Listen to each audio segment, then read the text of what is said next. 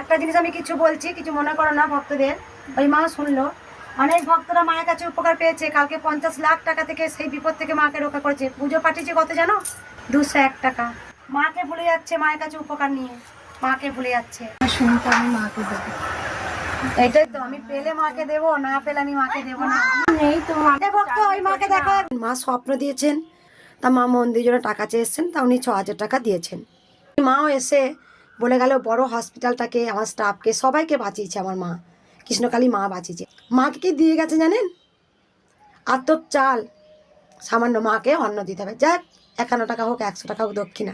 এটা জিনিস আমি ভাবছি, আমি এটাই দেখছি, যাদের দেওয়ার ক্ষমতা আছে তারা মাকে 101 টাকা, 201 টাকা বা 501 টাকা দক্ষিণা দিয়েই হয়ে যাচ্ছে। মানে তারা নিয়ে নিচ্ছে মায়ের কাছে, মায়ের কাছে পেয়ে গেছে, যেখানে লাখ লাখ